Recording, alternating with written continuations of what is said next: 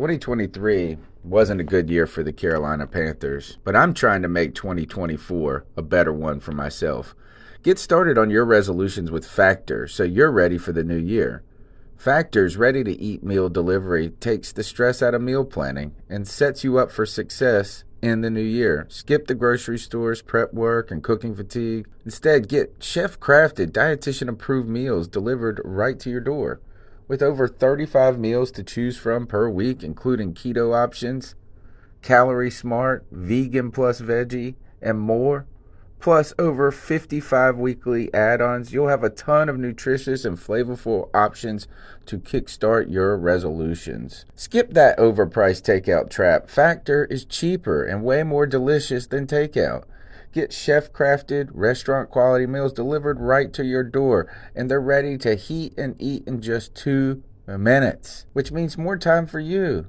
Head to factormeals.com/C350 and use the promo code C350 to get 50% off. That's code C350 at factormeals.com/C350 to get 50% off.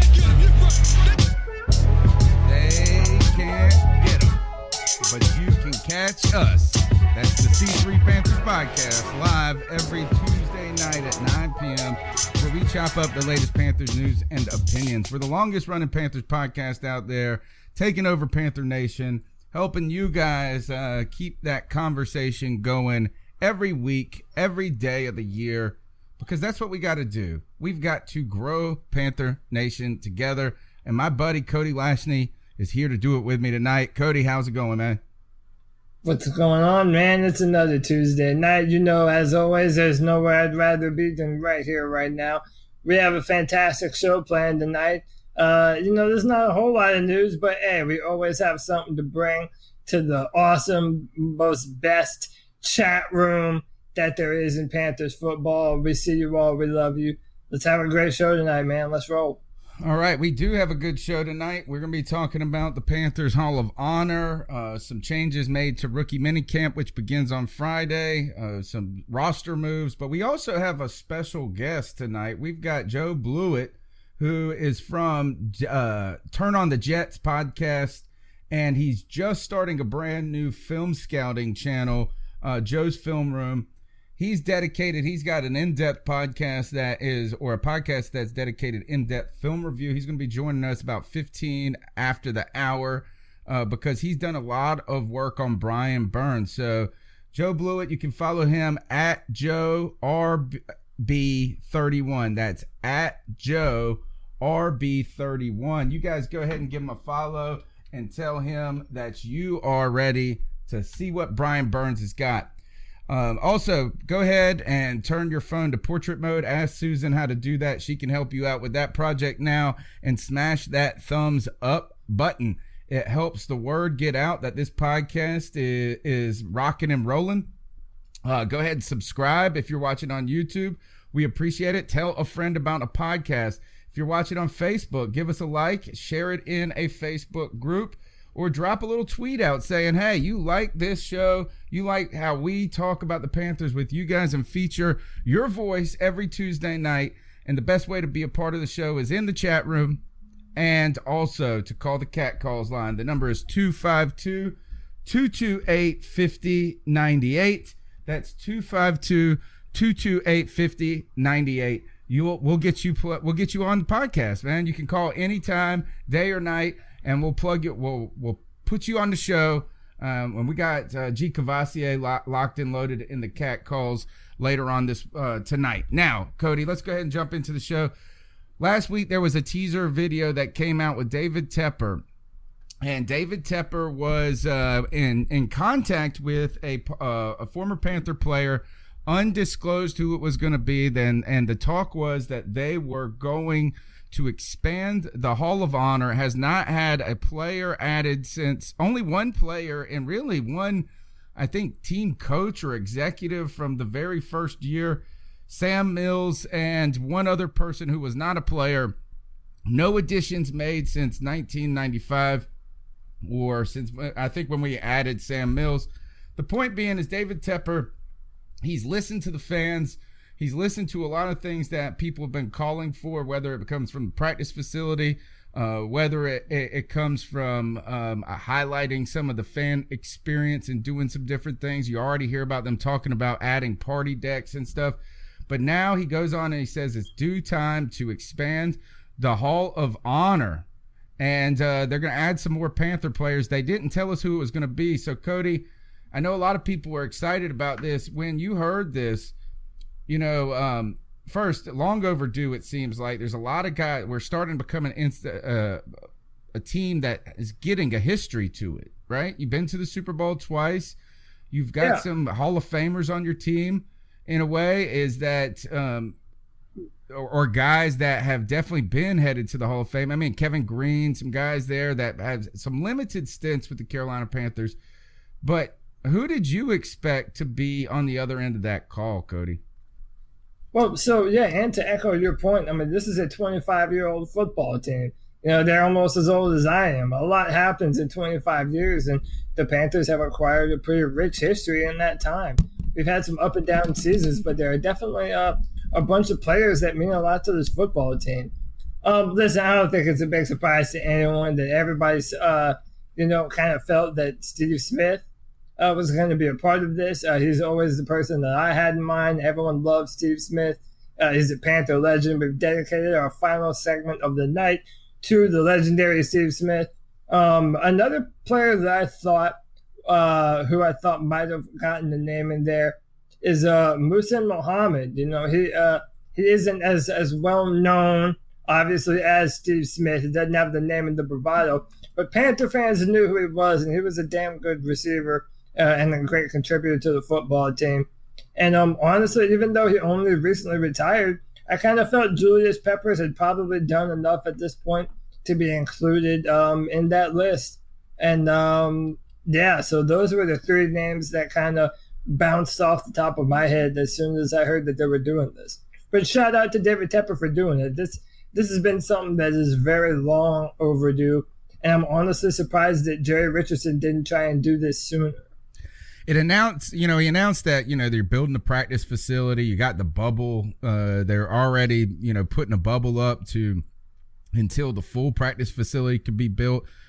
It seems like that David Tepper came in here, and what he recognized and what he saw was an organization that had become or was always stale. And that is that one of the, and that seems to be Jerry Richardson's motto, is that he doesn't talk to anybody, which you're fine. Maybe that's best that the owner stays out of things.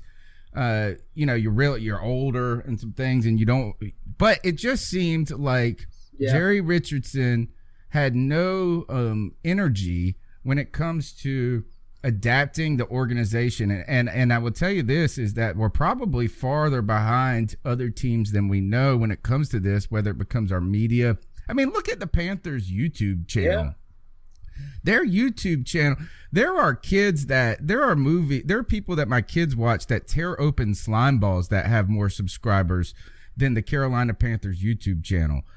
They barely use it as a means to getting to their fans. So I think Tepper has made a solid effort, and he recognized that this is where we're lacking, that the Carolina Panthers needed to find a way to connect with the needs, involve and be in touch with the desires of their fans, because the fans had a lot to say. Oh, we forgot he changed the field logo. That was the first thing he did. He has listened to everything that the fans have said, and then this Hall of Honor is one of those. Now, I was with you. I thought I had a theory. I had a belief that on the other end of that call was Julius Peppers. I thought that Julius Peppers was going to be the guy that Tepper inaugurated this expansion with. A number 2 overall pick by the Carolina Panthers, a surefire first ballot Hall of Famer, a guy that he had established a personal relationship with. But my theory was this, is I thought the guys that they were going to bring in, I thought it was going to be Smith.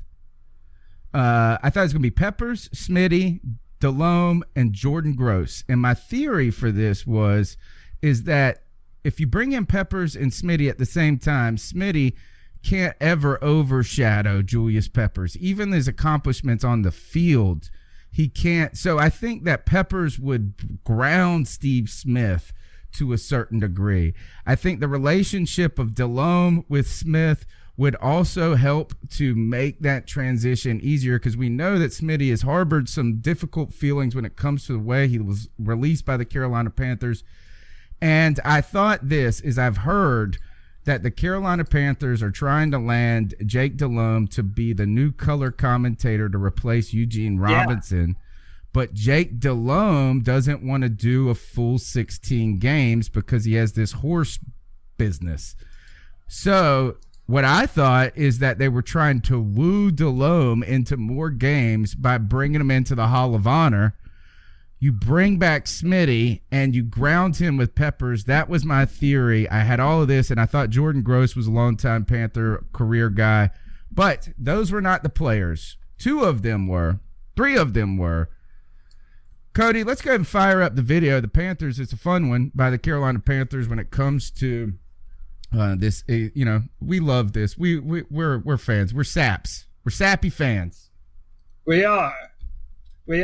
And without further ado, I give you all your 2019 Carolina Panthers Hall of Honor inductees. There's very few things in life that really make me emotional to where I want to tear up. And so it's good to be back.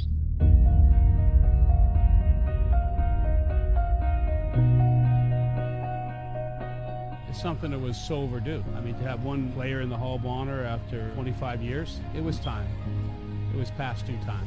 Smith at the 45, breaks free, it's 20, touchdown! Deep downfield for Muhammad, he's got it at the 30, touchdown! Bro, there he is, Walls, touchdown! Walls, diving catch, touchdown! Shame on us if we let this pass us by. Ain't nothing can stop us, man. When you look at the short time that the Panthers have been here, this is the next step with a new owner and combining the 2 states and the history of what the team has done, what it will do in the future, and the imprint that the current and former players have on this organization, on this city, and on these 2 states. And I can look back and say, I'm part of this. I'm part of it. That means a lot.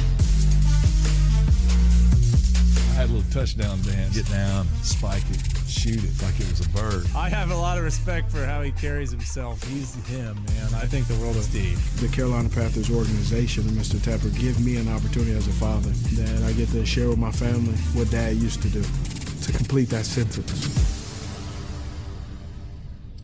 So the players that were introduced into the Panthers expansion of the Hall of Honor was Steve Smith, Jake Delhomme, Jordan Gross, and Wesley Walls, right? Wesley Walls being what was the most successful and best tight end in Panther history until Greg Olsen. I think that Greg Olsen has already surpassed him, probably statistically, maybe not in meaning to the team just yet. But there's your guys. What do you think about the inaugural class of the Hall of Honor? I mean, I love it. In my mind, this is just another brilliant move by David Tepper, and it's something that I kind of already said. I mean, we're not the new kid on the block anymore, man. We have a 25-year history. I mean, this is a team that's been through a lot. But, I mean, listen, I live in downtown Charlotte.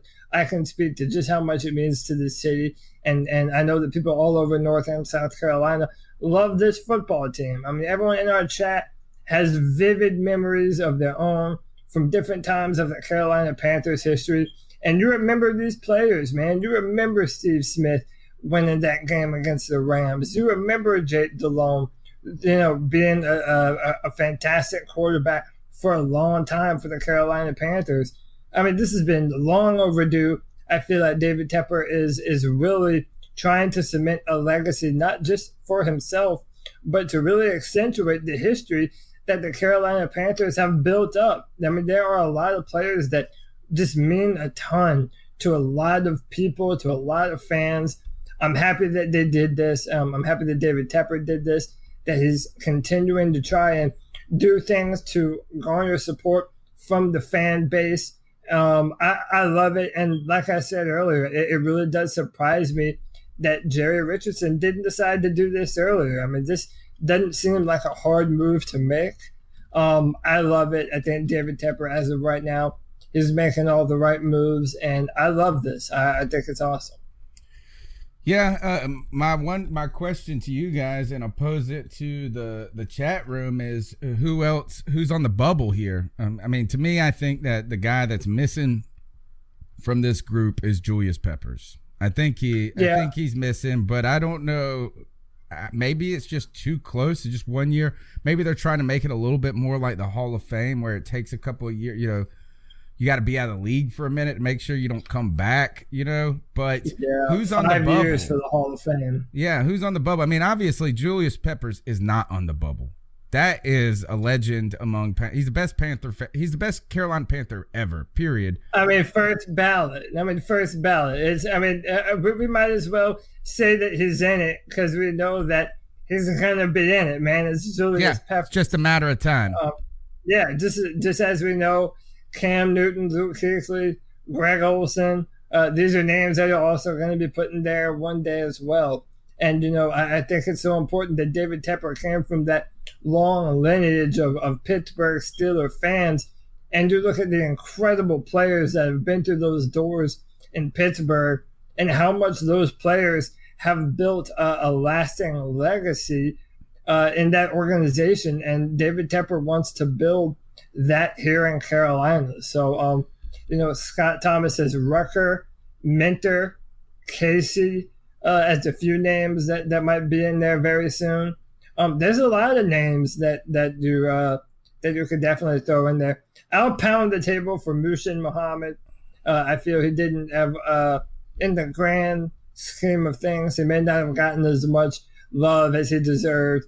So I'm pushing for Moosh.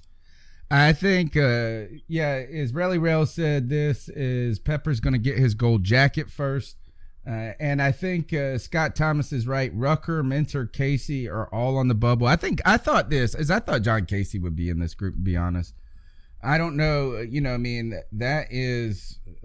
he was almost a career Panther. Had it not been for one single kick, he would have been amazing. He would have had an untarnished reputation here in Carolina as a kicker. Trying to think, Mike Rucker is one. I don't think Will Witherspoon did most of his stuff in St. Louis. What about? Gosh, I don't know. I don't know anybody else. I mean, I know one that is another first ballot. It's a little bit more complicated though. But if anyone tries to say that Thomas Davis is not a first ballot Hall of Honor player when he eventually retires and whenever they make him eligible, I mean, come on, man. Thomas Davis is the embodiment of keep pounding. And I genuinely feel he was probably sad to walk out the door and go to the Chargers. But he wants to play. But Thomas Davis is the embodiment of a Panther. Yeah. Joe Riolano in the chat room says Brad Hoover. Lamar, who is the Lamar Latham? Lamar Latham? That was one that back in the day a lot of people liked. I don't think Gamble was good. He was the best cornerback that the Panthers have ever had, but I don't necessarily know if he was worth making the Hall of Honor just yet. All right, so we'll come back. Let's go ahead and bring in our guest, Cody. We got Joe Blewitt, and Joe Blewitt is the host of Joe Blewitt's the host of Turn on the Jets podcast, and he's also starting a new YouTube channel, Joe's Film Room. Joe Blewitt's here tonight to talk about he's done some work on scouting Brian Burns. Joe, welcome to the C3 Panthers podcast. Yeah, guys, I appreciate you guys having me on. Yeah, thank you. And so just tell us a little bit about the work you do quickly for the Turn on the Jets podcast and what you're hoping to do with your new channel. I was watching your show with a former Jets player, correct? Yeah, I do a show with Marcus Coleman. He was the defensive back who had 3 or 4 interceptions in the Monday Night Miracle game. He's actually the head coach and GM of an Arena League team. So, breaking down film with a, former NFL player who played in the league for 11 years, it's pretty exciting. And, we break down every single game of the Jets. We break down all the prospects of the Jets. We break down, player seasons, how they can improve, etc. How did you land that? Tell me that, because we need what we need is a former Panthers player on the C3 Panthers podcast. Well, it was really just I asked him to come on strictly to do a review of the Jets wide receivers and tight ends, and then after, I kind of sent him a text message, just kind of like feeling him out a little bit, and he's like, "Yeah, I would love to do it. Like, I had a great time talking with you and talking film, and not a lot of shows do that, and he really wanted to just jump on, and that's really how it happened." Well, man, that's pretty cool. All right, so you can follow Joe. Tell him it's Joe BR31. Is that right? It's Joe. It's okay. It's Joe RB31. A lot of film work, and with a new podcast, or actually it's a new podcast and a new YouTube. I was strictly doing Jet stuff, but now I'm gonna start having like votes, and I'm gonna do a bunch of players from around the league. So I'm doing Aaron Donald soon. Maybe eventually I'll do a Cam Newton and hit you guys up for that one or something. But gonna do a ton of other players, because obviously you pigeonhole yourself a little bit just doing Jets players. Now if I start wandering out a little bit, that's how people really get to hear your name. So that's why that's happening. Fantastic. All right, Joe, Cody's here. Cody Lashney's here with me. He's my co-host, helping me out tonight. And Cody is our draft guru, our film scout guy. I'm the guy who doesn't care about this until these guys are selected, because I tried to be that guy a while back, and then I get fatigued by how much work it takes for so little payoff. And then when the draft happens and nothing happens like anybody expects. So, Cody, I'm going to let you to open up and ask. I'll turn to Joe real quick. Joe, just tell us overall thoughts on the Panthers' first-round pick when it comes to Brian Burns. Well, you guys picked at 17, right? If I'm not mistaken, 16. Okay, yeah. So it was actually funny. I got engaged a couple weeks ago, and I was actually in Niagara Falls for it, so I didn't get to actually watch the draft, which actually really sucked. But he was if you look at my board, he was number 7 on my board, and you guys got him at 16. So I thought you guys made a great pick. Just in terms of him overall, you're looking at a 3-4 outside linebacker. I really don't think he's going to play much 4-3 end. I don't think he has necessary size to do that. I think he could play, in a 4-3 over or 4-3 under look as a stand-up, but I wouldn't want him strictly doing that. So I think you really got a rush linebacker. Now there's some questions about him if he can carry the weight that he carried at the combine. And I know that he tested well at the combine. That was one of the big questions. But there's a difference between doing one drill in the, air quotes, underwear Olympics, and then carrying that through a game where you're playing 60, 65, 70 snaps. So that's a question about him, but he was my second overall rusher, my third overall rusher in the entire class. Only, the only guys above him were Nick Bosa and Josh Allen. And I think Brian Burns, in terms of his collegiate career, he actually had better seasons than a guy like Josh Allen in terms of some of the moves he had. You're looking at, in my opinion, the best bender in the entire class with the most flexibility, on top of having a lot of moves. I think a lot of people, look at him and they don't think he has a lot of moves, but you look at his film, he has spins, he has chops, he has cross chops, he has swipes, he has double swipes, he has stabs, he has long arms, he has rips, he has club rips. I think he can develop some of that speed to power. I think that's something that you're going to look to develop in the NFL, but having a great get off, having great bend, and having great hands, I think you guys got, a really, really good player. Yeah, and, Joe, I've been really excited about Brian Burns for a long time. I genuinely feel that the Panthers haven't had a dynamic speed rusher along the lines of Brian Burns in a very long time, maybe if ever. We've had Julius Peppers, but they have different arsenals and different pass rush plans. I want to emphasize something that you talked about. You talked about that spin maneuver that he has, and I hope I'm playing the right clip here, but his ability to move, man, is really unprecedented. He does such a good job at maintaining his balance all the way through his rush, and his flexibility allows him to be able to spin inside and even almost trip and yet maintain his balance and get after the quarterback. Talk to us a little bit about just what kind of athlete that you feel Brian Burns is? Because I've been making the point to everyone watching that we have a top-tier edge rusher talent-wise on our hand athletically. Yeah, and it's not, and the good thing is, like I said, and you just said, he has the speed. I think in terms of the top guys, it's really him and Ja'Kai Polite in terms of the actual film in terms of speed. So you have one of the best speed guys in the class. But a question that a guy in Josh Allen had was the ability to win inside, and that was why he was questioned by so many guys. Where you saw him either as high as 2 or 3, or all the way down to the lower teens for some guys. But Brian Burns has the ability with his speed, with I'm sure you guys have seen and shown on the show, with the hip flexibility, the torso flexibility, where he can completely disconnect his upper body and lower body to lessen his body to get around that edge. And then you put that on top of him having good hands. And I believe you just played the play the last time, the spin move. And that's actually what I'm talking about right now, what you have up in terms of him lessening his body, where you see his lower body disconnect from his upper body, which is really important because you need your hips to flatten to the quarterback. But at the same time, if your torso can't turn the opposite way that your hips are turning, you're not going to be able to lessen that body. You're going to catch more shots in the chest. And he has the ability to do that. And he also has the ability to win inside. Now, if you can win outside, that's obviously great. But then listen, there's going to be tackles in the NFL. There's tackles in college football who can just continue to overset you, and they're going to give you a really hard edge to rush through. They're not going to give you a soft edge, and you're never going to be able to beat them, up and around that arc and flatten out to get to the quarterback. Now, with Brian Burns, when you have the ability with that speed rush and that really good first step to make tackles open their hips up to play you outside, and then you have a big gap in that B gap to win inside, and you have the technique to cross their face with cross chops and spins, etc. That makes him dangerous because listen, if you're going to play him tight to the guard, then he's going to go around you. If you're going to overset him, he's going to beat you inside with a spin move or a cross chop with hesitations. So you have a great athlete, but on top of a great athlete, you have a guy who is already in his young career, somewhat of a technician as well. All right, we're going to play that. Cody, let's play that clip one more time real quick and just tell us what we're seeing here when you say keeping your hips, turning your body, and disconnecting that. This is the spin move right here on the inside. Cody, let's go back to the bend one, the second clip you played, and tell us what we're seeing here as we watch, because that's what we hear, bend, the flex, and what are you talking about when you say the hips and the torso go in different directions? Gotta find it. Hang on a second. I'll have it up. Just start. Yeah, no, it's okay. And hopefully I send you a good one. And it's funny too because people ask me questions like the back. I'll watched how many ever give. Let's just say like here. Let me see. I gotta. If you play that part where he lessens his shoulder.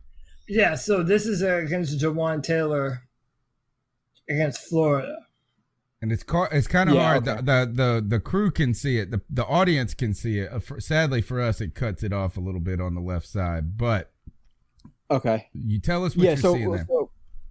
So and I don't know if this is necessarily the best example of it, because obviously like I was just saying, just in terms of watching all this stuff, and I have like hundreds and hundreds of plays, but he has the ability, and you can play it again if you can slow it down during that part. I can see if he really does do that, but I've seen him do it where. Okay, so do you kind of see how, and it was a little bit before this, but how his hips are going to flatten out to the quarterback? If you can rewind it just a tad bit. I can't rewind it. Yeah, we can only just play it at regular speed, sadly. Okay, but what I'm talking about is your hips always want to be pointed towards your target. And if your hips can't disconnect from your upper body, so if you're going around the edge and you're stiff and you're trying to beat a tackle and you're going to lessen your body, and you can kind of see me on the podcast right now. If you're going to lessen your body, but your hips can't disconnect from your upper body, your hips are not going to be pointed towards the quarterback. Now, if I could disconnect my hips from upper body, my hips can be facing towards the quarterback and flattening that angle, but my upper body is not able to disconnect and I can't lessen from him, then I'm going to have less, then I'm going to give the tackle more of the area of my body to more of a contact point. So you need to be able to lessen your body while your hips are still going straight towards the quarterback, while your shoulders are basically turning outside, if that makes sense. Yeah. So what I'm hearing here is kind of meshing your comment with Cody's, is that by lessening the ability for the tackle to get his hands on you, but by keeping your hips pointed towards your target, you're able to keep your momentum as well as not be thrown off balance. Because Cody was talking about the balance issue. I feel like this is once you start twisting all of a sudden a guy gets a hand on you and you're falling down going the opposite way, unless you're still your momentum is truly still careening to the quarterback. Exactly. And if you can't disconnect your upper body and your lower body, even if you're just going to get a shot in the torso, if your hips are stiff, it's going to take you more time to turn that corner. So you always want your hips flattened towards the quarterback. And he's able to, even with a spin move. And I talked about the ability he has in terms of the technician. This is where you're going to see on this play where he makes guys overset him, where their hips are already flipped and preparing for him to beat them to the outside. Now, when your hips are flipped to the side, as you can see that the left tackle's hips are flipped to the outside, it's going to be harder for him to recover inside. Burns gives a hard plant. He's going to chop that outside arm like he frequently does. And then with the inside arm isn't something that he's concerned about, because the inside arm is going to hit the back shoulder or the inside shoulder of Brian Burns, which is he's spinning off of. So he's not going to be able to grab that shoulder or that chest because he's spinning off of that contact. While he's chopping the outside arm, and he's able to get out of his spin moves in typically 2 to 3 steps. And that's a really fast spin move for a guy of his size and his stature. He's obviously not big, but he is not necessarily a strong guy. So for him to have the ability he does in spin moves, it's really impressive. Because listen, if he was like a shorter guy, 6'1", it's a little bit easier to pull off those spin moves. But when you're taller, you have to account for more of your body, and it's a little bit harder to get in and out of spaces. In such a tight fashion, he's able to do that. So he has a lot of moves, and a lot of I sent you guys as well. I'm sure we'll keep playing some of them. So is that going to play well in the NFL though? Is that spin move really going to work in the NFL?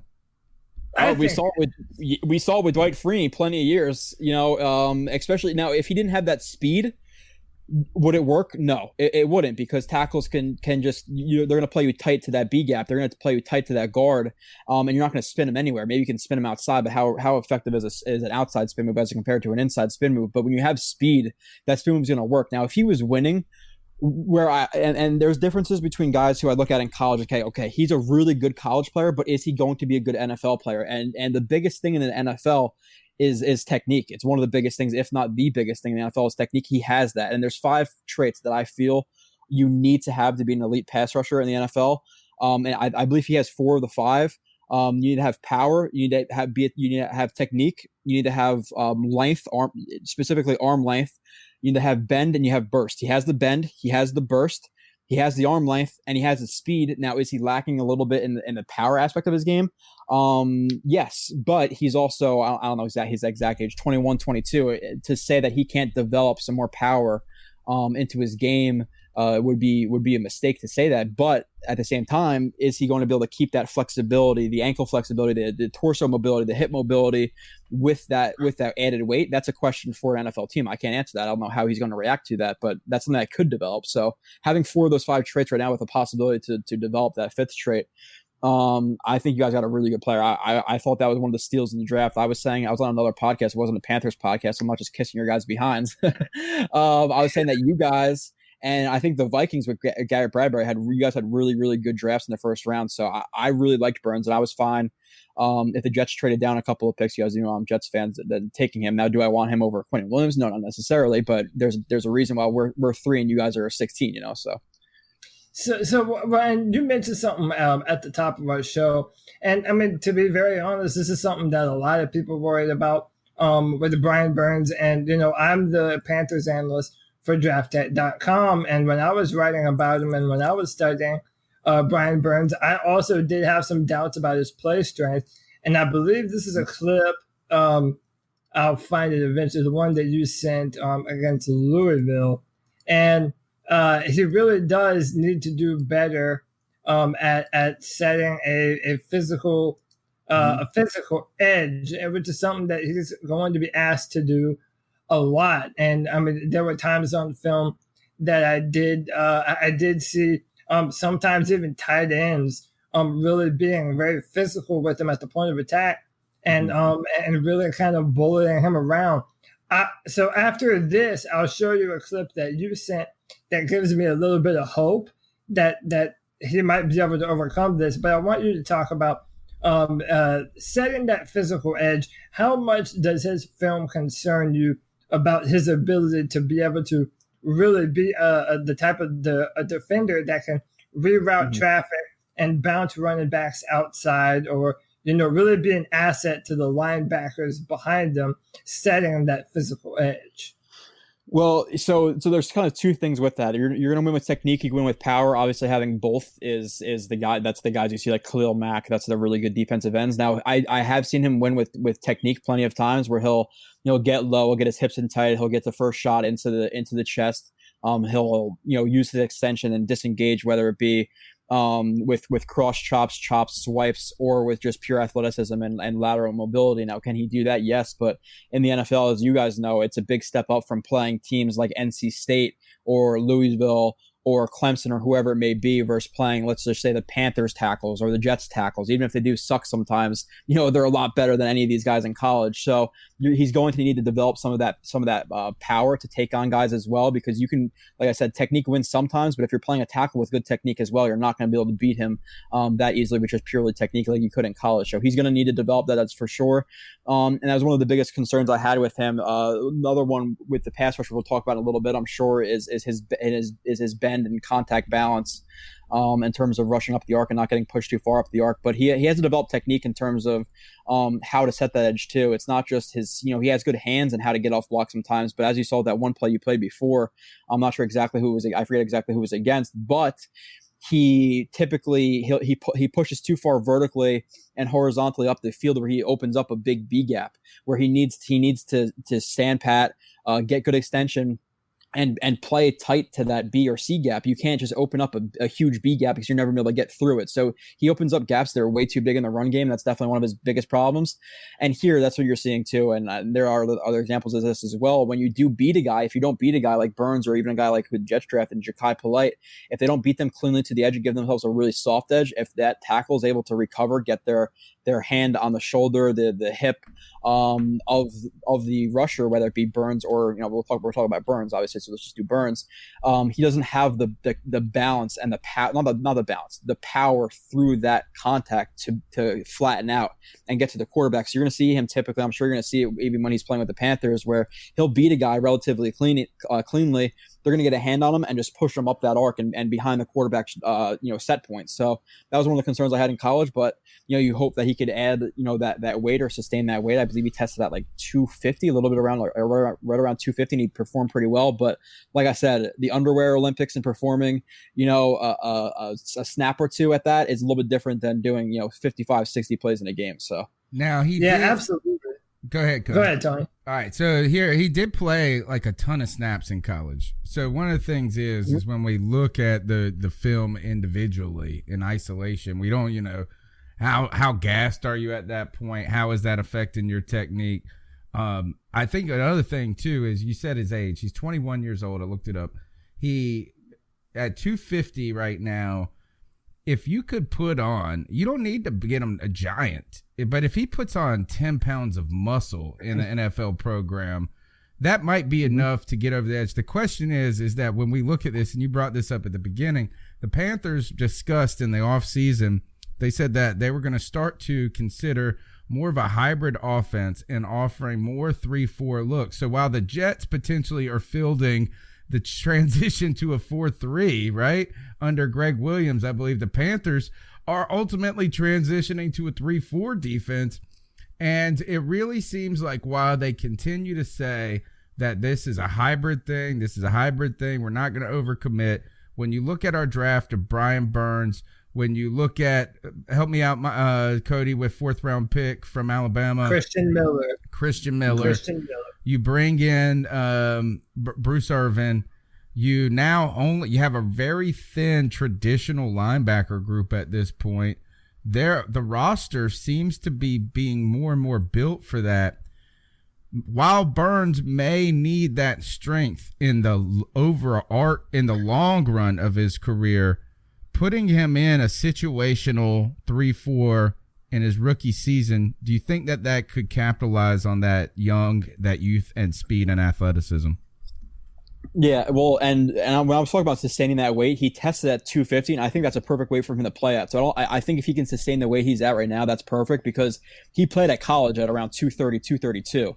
He added that extra 15 to 18 pounds going into the combine. So if he can sustain that weight and how he tested, then he'll be perfectly fine.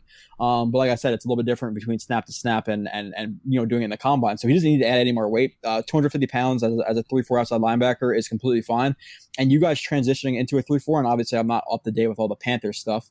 But if you guys are talking about switching into that 3-4, I think drafting Brian Burns is kind of cementing that a little bit more, because he's not a 4-3 end.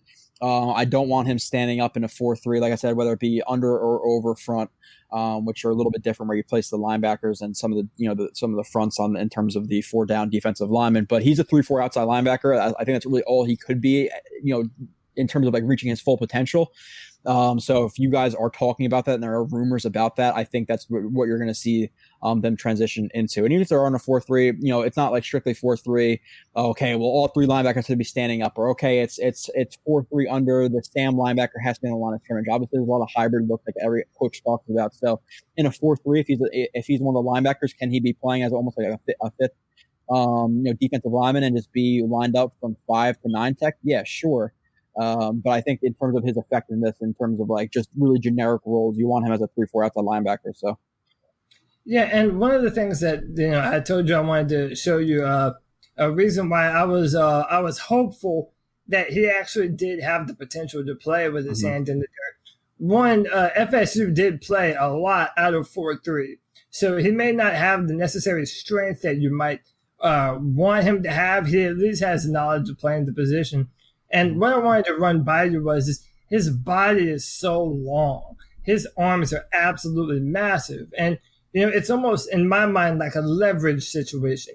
If he's able to get his hands on the tackle before the tackle is able to engage with him, just by the very nature of him having better leverage and the first initial punch, that he would have an ability to win even against bigger, stronger opponents. And so, for example, we have a clip here against Jonah Williams. Now, you didn't see him do this often, and one of the criticisms of Jonah Williams was the arm length, but Brian Burns is able to put his hands right into the chest of Jonah Williams and walk him all the way back to Jalen Hurts and force a pressure and even a sack right there at the end. I look at a player, and I'm not necessarily saying that he will or won't be this kind of player, but I look at a DeMarcus Lawrence, for example, for the Cowboys. He does around the same playing weight as Brian Burns. And I just wonder if, maybe after a year or two, if in an NFL strength and conditioning program, if he might better be able to be a more versatile player than just purely an outside linebacker because of his arm length and his athleticism.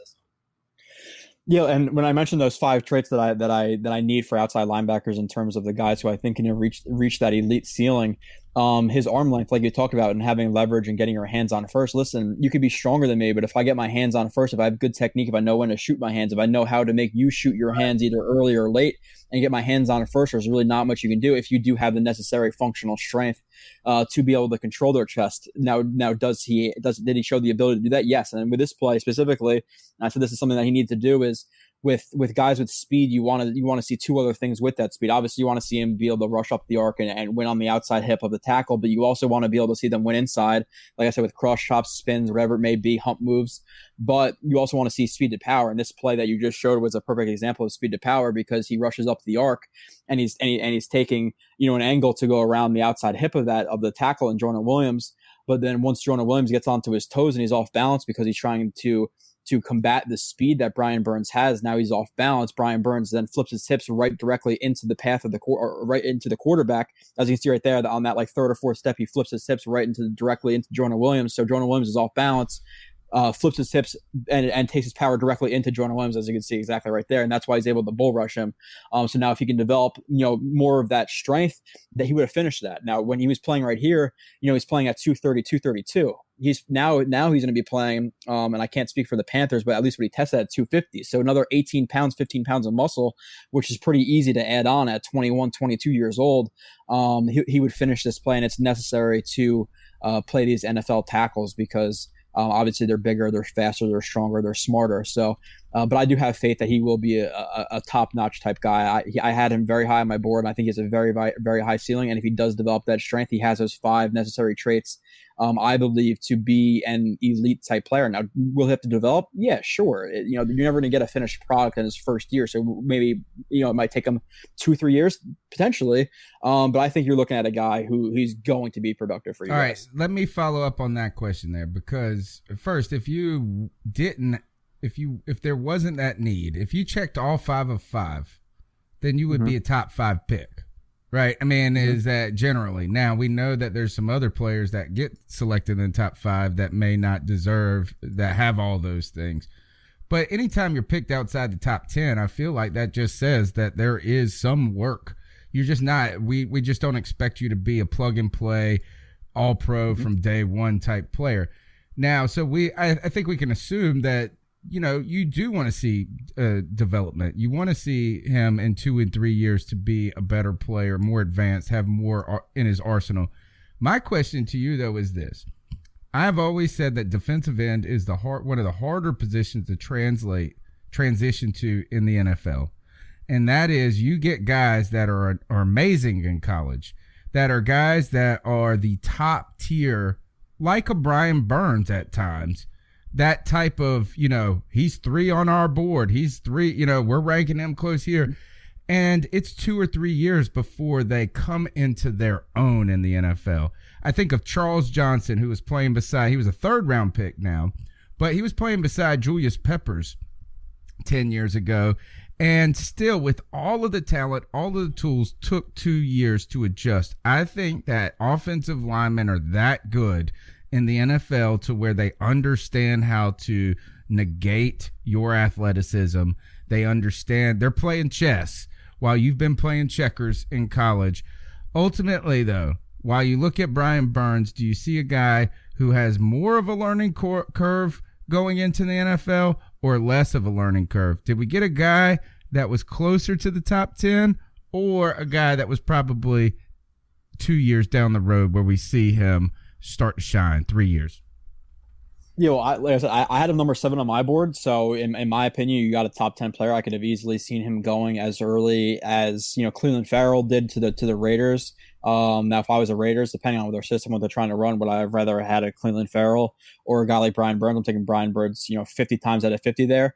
And in terms of the guys, and this is what I kind of talked about, where you're projecting, okay, well, can they win this way in the NFL? And if I watch a guy and he's only winning with 1 or 2 moves, okay, if he's only winning with a spin and a chop or a cross chop, then I'm not concerned going to the NFL, because you're going to need an arsenal of moves, which I went through before that he does have. Would I be, like I said, would I be concerned if he had less moves? Yes, for sure.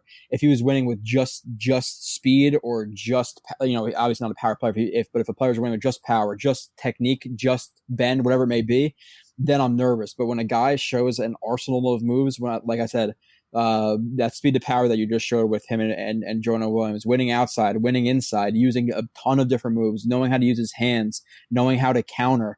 Another big question a lot of guys have is countering. Okay, well, yeah, that cross chop works all the time against these offensive tackles, and even at the SEC, whatever it may be. Like you said before, you go from playing checkers to chess. So if you can win with 1 or 2 ways, then yeah, it's a big question. But the fact that he wins in so many different ways with so many different moves with such good technique, I don't think he's going to have that much of a learning curve in terms of that. I think the only curve is really going to be in terms of just handling strength that offensive tackles have in the NFL. Because let's say, even with just bending that edge, like we were showing before, where he gets pushed up the arc, in college, if you don't win cleanly, maybe can you fight through that? Yeah, possibly. Even though he did have an issue with that. Now, if you're going to need to win even more cleanly in the NFL, to be able to win, especially at his weight. But just all in all, I think that he's a player who's going to come in for you guys and be, is he going to hit his ceiling in year 1 or 2? There's no way. Right. You're never going to. Von Miller didn't. Khalil Mack didn't. That's never going to happen. So I hate when I see guys like, let's just say Brian Burns, let's say he gets 8 sacks his first year, and you're going to have Panthers fans, I'm sure, just like you have Jets fans, overreacting and saying, oh, well, that's what we drafted for 8 sacks. We would jump for joy. If this guy gets 8 sacks this year, if he gets 3 sacks, I'm going to be disappointed. Okay, no, we'll have Jets fans, whoever, whatever fans. I know there's fans who overreact. I'm sure you guys deal with them, and they think that the player should reach his. He didn't go All Pro his first year. They're never going to. Von Miller, Khalil Mack, Justin Houston, Aaron Donald. They were never. None of them are developed by their first year, or developed as far as they will be. So will he have a curve? Yes, for sure. Everybody does, but I don't think he has as steep of a learning curve as, let's say, even a guy like Josh Allen. Josh Allen's a guy who was drafted higher because he's just a freak athlete. He played at 30 more pounds than Burns did, and showed just as good of or almost just as good of bend and burst as Burns did. So he's a freak, but he has a lot of work technically to do. So he'll have a curve, but I don't think it's that large just because of how technically sound he was at Florida State. All right, we got a couple of questions being echoed in the chat room. Let me ask you this. Do you have any that everybody really wants to know about the Panthers' second-round pick and Greg Little? Any thoughts on the Panthers drafting Ole Miss left tackle Greg Little? Yeah, I thought that was a good pick for you guys too. He was a guy who was kind of floated around as the end of the first round type guys. And I don't necessarily. I know you guys. At least when I watched them play the Jets a couple of years ago, they ran a lot of inverted veer. They run a lot of quarterback power, obviously. You guys having Cam Newton, I know you guys are at least trying to not run him as much because he is getting a little bit older. He's getting a little bit dinged up. But I'm not sure if you guys run more zone or a gap type system. I think he's better for a zone system. I think he's a guy, he's good height, good arm length. I think he weighed around like 310, so he's not going to be a bulldozer, but he's a guy who has really good mobility. He has good lateral athleticism. He has good top end speed. He has good arm length. And he has the ability to move. Now, do I want him kicking out a defensive end, or pulling on a counter tray and trying to kick out a defensive end or a linebacker? No, not necessarily. But if you're just going to ask him to kind of get in the way of guys in the zone scheme, which is zone is more speed and athleticism versus power and versus gap type runs, which is it's more of me versus you. I'm trying to move you off of this spot. I'm trying to move you out of this gap. Do I want him doing that? No, but I think he has enough athleticism and arm length to be able to move a little bit. So I like that pick for you guys, especially in the second round. I thought he was a guy who was ranging anywhere from like that 25 to 40 range. So I think you guys got him in a good spot where you did. And also, if you think about Greg Little being in that Ole Miss offense, I hated watching Ole Miss film. I felt like it was just a bunch of talented players on a very underutilized offense. But they didn't really call a lot of drop back pass protection plays for Greg to be able to show a lot of that. There was a lot of zone read and options in that offense. But going back to Brian Burns, I mean, I'm personally of the mindset that he is anywhere between 6 and 10 sacks next season. If anything, I worry more about Brian Burns in his sophomore year, because I feel when you look at what the Panthers have done in free agency, and bringing in Bruce Irvin, and we still have Mario Addison on the team. We've added another player in Christian Miller. I feel like right now, on those third and even second and long plays, that's where they probably want to play Brian the most, on those passing downs, instead of having to prevent against the run. Let him use his speed and his athleticism early on, and then maybe next year after he's put on, hopefully maybe 10 or 15 pounds, then maybe you want him to set more of that physical edge, and he might not have quite the numbers from that position, having to adapt to it. But early on, I feel that if Carolina uses him on primarily passing downs, he should have the opportunity to be able to get home just as well as anyone else. So that's why us Panther fans are hopeful. Do you kind of echo those same sentiments? Well, yeah, that's all dependent on your coaching staff and exactly, who you have. And you said Mario Addison, and you guys are bringing Christian Miller. I don't think Christian Miller is going to play, any more snaps over Brian Burns. I don't think you're going to put him in, over him in any really situation, because they kind of have similar type problems where you have a question with Christian Miller and his functional strength. He has a ridiculous arm length, but he also he doesn't have the athleticism that Burns does, and he has some of the power concerns that Burns does as well. So there's a reason he went in the fourth round, I believe, to you guys, and Burns went number 16 overall. So I think you guys are going to play him enough. I don't think you're going to draft the guy, and I'm sure that Panthers fans, if they're playing him 60% of the snaps, they're going to get pissed off and ask why they spent such a high round pick on a guy who can't play every down. And I think him just like I said, not even adding weight. I think just sustaining the weight that he already added.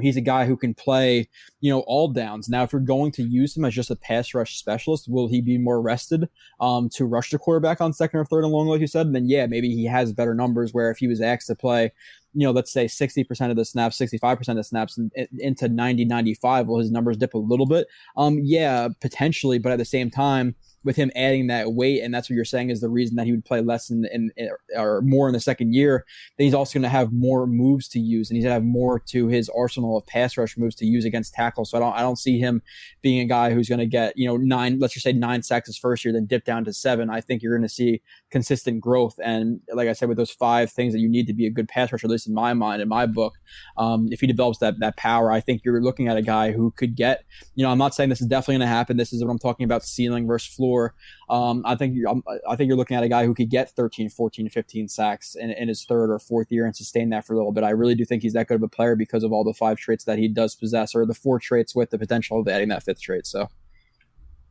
yeah. All right, Cody. One more thing I wanted to ask him, Tony. Did you have any? And this will probably be my last question for you. Okay. Unless Tony has something else he wants to touch on. Do you have a player comp for Brian Burns? I know it kind of varies among talent evaluators, whether or not they'd like to make comparisons to this player or another. I kind of viewed him as a lankier. Now, obviously, this is, again, a huge upside, but a lankier DeMarcus Lawrence. I kind of think that's what you hope it turns out to be. But does he remind you of any other player that, Panther fans might be able to put their finger on and say, oh, okay, so it might be reasonable for us to expect this kind of player in his style and his production? Yeah, I get the Tank Lawrence thing, and just in terms of it's funny, actually, somebody messaged me before I put up a film review of Trayvon Westco, the guy the Jets drafted in the 4th round. Like, oh, well, it'd be really cool if you do player comps. So personally, for me, I really like to get into the film. I like to watch for myself. I like to I make my own lists. I don't look at other people's lists. I have thousands of notes on my computers about things I've watched, and I can show examples of all of them like I sent to you guys. So I've only been watching for like 2 years of really strict college film and knowing the guys coming out. So in terms of a player comparison, I'll be reaching a little bit if I do give one, which I'll give one, like guys who I've just seen generally in the NFL, because listen, have I watched 1,000 reps of Khalil Mack and film and broke him down? No, not necessarily. Or have I watched Leonard Floyd? So I like to really know what I'm talking about before I make comps. But if I was to reach a little bit and make one, just being very honest, I think like a lighter Chandler Jones, because I think Chandler Jones is a guy who wins with a lot of athleticism, a lot of flexibility, and a lot of technique. And I think that's how Brian Burns wins. He wins with really good flexibility in both his ankles and his upper body, a lot of technique, and fantastic athleticism. So, Chandler Jones has a couple of pounds on him, but just in terms of the way they win, that's what I see his ceiling being. Now, am I saying, am I coming on here and, like I said, just blowing smoke up you guys to try to, get some likes or whatever? No, but in terms of his ceiling, that's what I feel. Now, could he be a guy who also is topping out at, 8-9 sacks a year if he's not able to sustain that weight and be able to maintain, the athleticism that he has? Yeah, he could be that too, but I don't see that just because of the technique as well. So I would say a lighter Chandler Jones if I had to reach a little bit, and just being honest. Tons of people watching on YouTube right now. Thank you for your support, guys. Go ahead and smash that thumbs up button. Only half of you have smashed the thumbs up button. I know y'all just being lazy. Turn your phone to portrait mode, smash that thumbs up button, and go follow Joe Blewitt on Twitter at JoeRB31. Joe, last question of the night for you, and then we'll let you get out of here. We've held you all night long.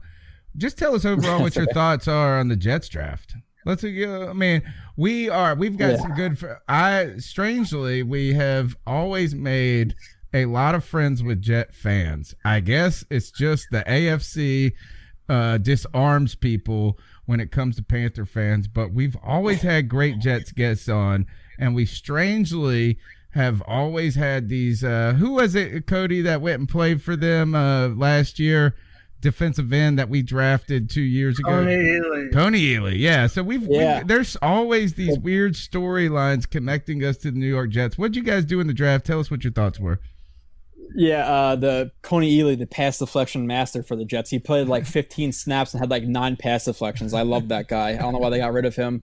But Yeah, for the Jets, and I'm a very honest Jets fan. There was a couple picks in the draft. Obviously, Quinnen Williams, and I posted a thing, or I don't know if it's still on my timeline, but I pinned it before the Jets drafted anybody, and I felt that Quinnen Williams was the best player in the draft. They got him at 3, so I'm ecstatic about that pick. I'm taking him over Bosa, and I can go into film about those guys all day.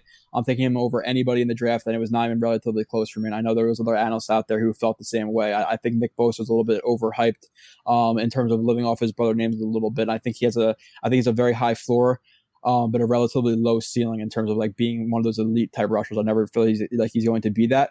But so I love the Jets first round pick in Quinnen Williams. Ja'Kai Polite, I'm sure as you guys know in doing a show that Ja'Kai Polite was viewed as a guy who was going to be a top 15, top 20 pick in the draft until he bombed the combine and all that stuff. And listen, the combine he sucked at testing. He ran like a 4.8 something, but there's always a difference between guys who win on film and then they win in the underwear Olympics. And I saw what he can do on film, so I'm not going to overrate what he did or kind of just take it for too much what he did in the combine, because I'll just drop him back down to 235, 240 and let him strictly rush a passer. So I liked him because of a really high ceiling.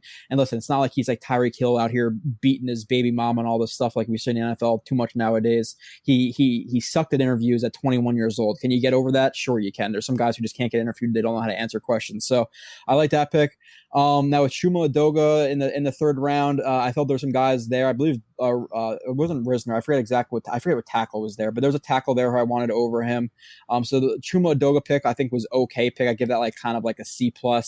4th round pick. There's a couple other guys who I rather had at that point as well, but I think Trayvon Wesco is a really good guy in terms of an inline blocking tight end, a guy who offers some yak and a guy who's never going to go down easy. So I like that, but there's also a guy who I thought was probably the biggest steal in the entire draft in Hakeem Butler at the top of the 4th round, which is absolutely ridiculous. In my opinion, he was the best receiver in the draft. So with a couple of those guys, I like the players. I think they could have taken a couple better guys in terms of Chuma Edoga and Trayvon Wesco. And then later in the draft, they got Cashman, who, listen, the Jets, if you guys are following the NFL at all, the Panthers fans, I don't know if they're like, I don't know exactly who your listeners are, but you have CJ Mosley, you have Avery Williamson, you drafted a guy who at his absolute tops in the Jets defense is going to be a backup linebacker. So I didn't love that pick, even though I do think he's a decent player. And then they drafted the kid from Rutgers, Blesson Austin. In the last 2 years, he's played 5 games. So didn't love the last 2 picks of the Jets, and the second, 3rd round pick and the 4th round picks were kind of just like they're kind of picks to me. But the first 2 picks, I was absolutely ecstatic with. I lied. I do have one more question. Tell me this on draft night. Well, I know that you weren't able. You said you got engaged on draft night. Is that right? Yeah. So what kind of scout gets engaged on draft night? No, I'll make a long story short. Basically, I was playing it in like December. I booked the hotel and I was like sitting there one night, like I do. I have like insomnia. I can't sleep. I'm like, what is April 25th? I'm like, well, I don't know why that date seems familiar. And I was like, oh damn, like that's the draft night. So yeah, it's funny. You guys have had Scott Mason on, and I know that you guys were laughing about Daniel Jones and your hate for Gettleman and all that stuff, which I love Gettleman personally, but. That's what my question was going to be, is how does this make you feel right here? This question. It's fantastic to string on Eli Manning, who at this point is one of the worst quarterbacks in the NFL, in my opinion, behind an offensive line that's really not that good. Have fun with Gettleman. Drafting Daniel Jones, who I think you could have probably got in the 2nd round easily. Be my guest, because he is just blowing up that team. So I'm a fan. I'm definitely a fan. And that was like capping off that night, because like I said, I got engaged that day. Had to call Scott Mason to tell me the pick because I couldn't get any freaking Wi-Fi in Canada because they don't have towers out there, I guess. And I was calling him, talk about Quinnen Williams, and then I figured out later that night that they drafted Daniel Jones at 6. Just one of the best days of my life for sure. Here's Scott Mason right here, I think. Also, this is why we record this show live. Oh, this is part. I'm less afraid now because I know how those mugs can kill us. So we're here talking about Tampa Bay taking a linebacker over Josh Allen. And then here it comes. You talking to me? Yes. Here it's coming. Yeah, so where I'm at is they needed a counterpart to... Sorry, I'm laughing at the Giants. Is this the get? No, this is important. Oh my God, the Giants are the Cody, worst. don't call it. Don't call it. Cody, you're calling it out. Oh my God. Call it out, Cody. Oh my God. Well, this is amazing. Nice thing about David Gettleman in my fucking life, dude. Oh my God, Did this he is really do incredible. it? What a night for a Jets fan. Did he do it? Oh my God. All right, dude. so that's Scott Mason laughing in the face. Laughing in the face. We were also a few beers in at that point too, so we were feeling so good. was I. So was I. I was celebrating a lot that night for both the engagement and that. That was a really good night, or a really good way to end that night. The Giants just consistent. Is there a bigger joke in the NFL right now more than the Giants? I don't think so personally. So to have that with the Jets on the uptick, now am I saying the Jets are going to win the Super Bowl? No, but if you look at the additions they made, there's some reasons to smile. In East Rutherford right now. So seeing that plus the Giants, it's definitely a good thing. I sent Scott a clip from the old movie Dumb and Dumber where they put the hot peppers on the guy's burger and then he eats it and he has like a heart attack and he's like laughing in his face like ha like that's how I felt Scott was. He was laughing in them uncontrollably in Giant fans' faces. It was so great. That's why we have a live show every draft, because there's always something like that we get to pull. You have to think about it from our point of view. Is for my entire life we've been the Giants' little brother and basically disrespected as fans, and they're so great and we're terrible fans and all that stuff, and now it's kind of the other way around a little bit. It feels good for sure. So we can at least, you're in the AFC and the NFC, so I have no problem rooting for you guys, but every game you watch the Giants, just please root for them to lose, because I smile every single time. I can't stand the Giants. I'm the only Jets fan in my entire family, with 99 other Giants fans. So when they lose, I definitely get happy. I hear you. You're listening to Joe Blewitt. You can follow him on Twitter at JoeRB31. Joe, go ahead and tell us again about your podcast and your upcoming YouTube channel. Yeah, so the main podcast at TOJ Film Room on the podcast app and on YouTube is just me breaking down a lot of Jets players, every single Jets games. We talk about concepts from cover 3 replacement to cover 3 buzz to cover 3 cut, all this different stuff that not a lot of people know about. So that's a lot of Jets type stuff with reviews and the draft guides. And then I literally just started a new one. I didn't even put a video on it. It's just called Joe's Film Room. Super simple. I'm going to be doing players from all around the NFL, a 45 to 2 hour review of these players. It's going to be a podcast as well. So if you want to listen to, me talk about Aaron Donald and then maybe Cam Newton one show, or Odell Beckham, I'm starting it up as well. So it's going to be pretty fun. All right, fantastic guest tonight, Joe. Thank you so much for coming on. We're going to get you back in the future, because this is what we do every Tuesday night. You guys go follow Joe Blewitt. Go check out his podcast, because this is what the people who watch these shows each and every week want. They want a deeper dive into sports and that knowledge that we're trying to seek and find. Joe delivered tonight. Thank you again. Joe, we'll catch up with you. Cody, you got to be excited about that. You got to be excited about the positivity coming with Brian Burns there. It sounds to me like there's an upside of an elite player there. Yes, could there be some learning curve, but it doesn't sound as steep as it can be traditionally for defensive ends. No, it really doesn't. And there's something that I want to drive home to our viewers. We drafted a top-end athlete, a high-level athlete that has incredible bend. I mean, you heard Joe, talking about his hips and his ability to face the quarterback even while the tackle has his hands on him. I mean, you're talking about a level of athlete that is, that's what you want on your defense. And normally guys that athletic and that naturally talented, it doesn't take them very long to pick up on cool new shit. So, hey, man, give them some time. Let them learn. Let them be in a locker room full of guys lifting weights that are leaders. Hell, Christian McCaffrey and his buff ass is gonna. It might have to teach Brian Burns how to set the edge, man. Yeah, because I don't know if you've seen CMC, man. He is like the Hulk right now. Well, I think too that there's a great picture on Reddit right now of him with Curtis Samuel and DJ Moore, and he looks so sad to be taking this picture while those two guys are happy. And the caption is something to the effect of, like Christian's mom said before, we come here, little guys, we need to get a picture before we get you playing that football game. And he's like so miserable, like, let me play this game.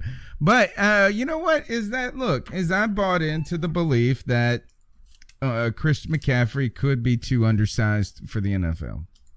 I had concerns there. And so when you see guys like that who have this elite athleticism, who have kind of that it factor, it's an it factor that you can't teach that. You can't teach that.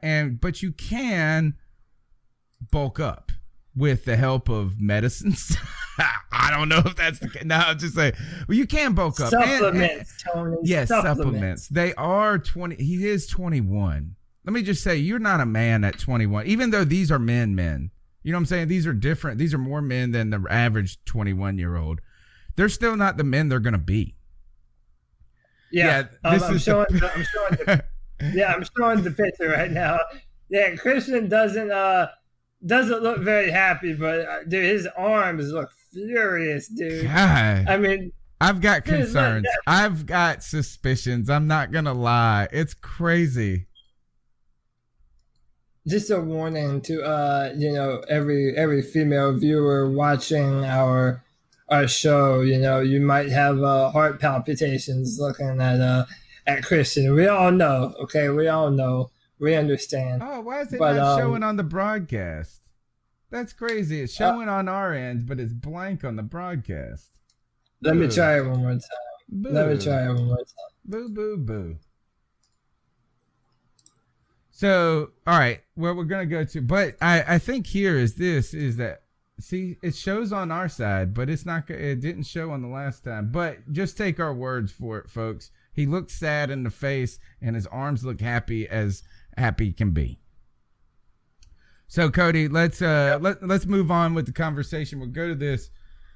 Let's talk about the Carolina Panthers. The other news that's come out this week, they've made some changes to the rookie minicamp. It looks like they've consolidated the rookie minicamp according to Panthers. Yeah, for some reason it's strange because it's showing on our end.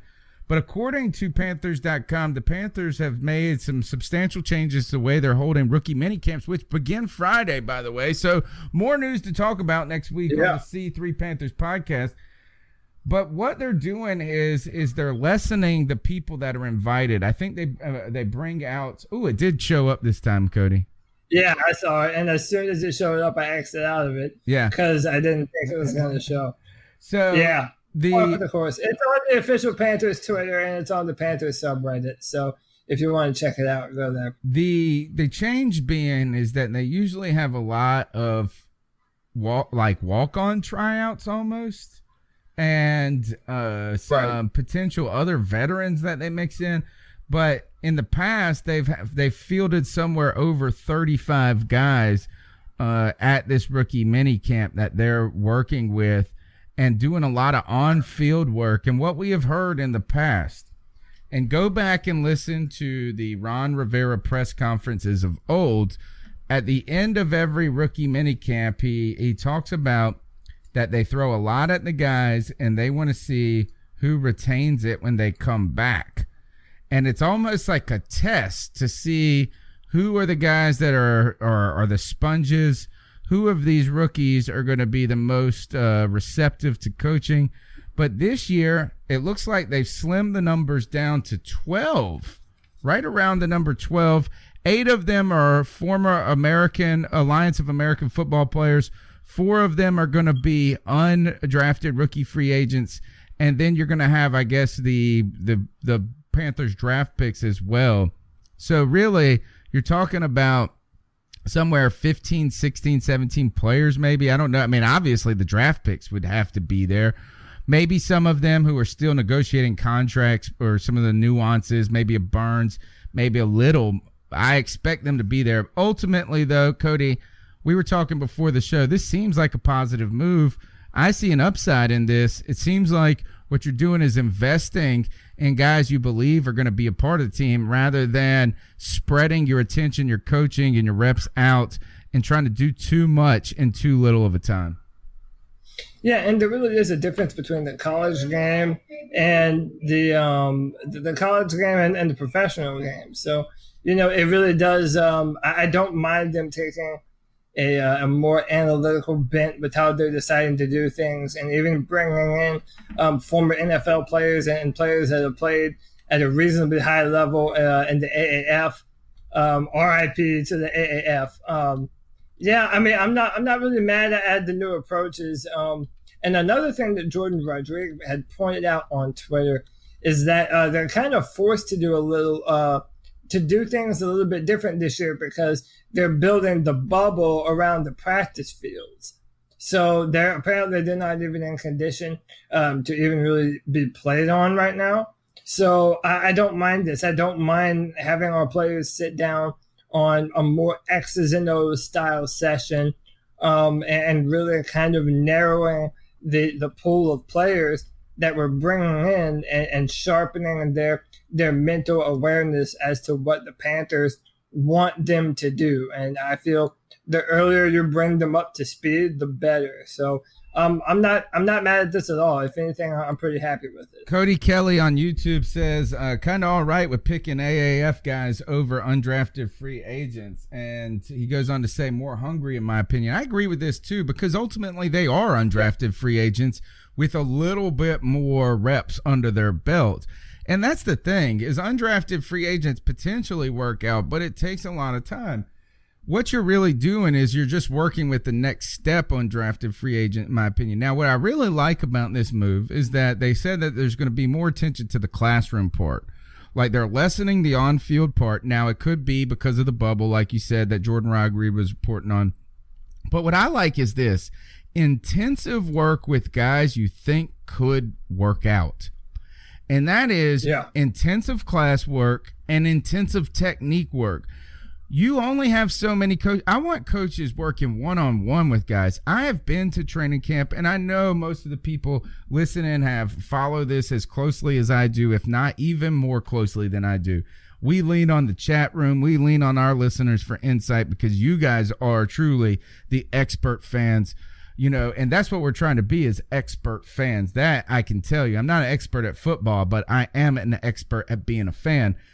I go to these training camps, Cody, and they're not really practicing much.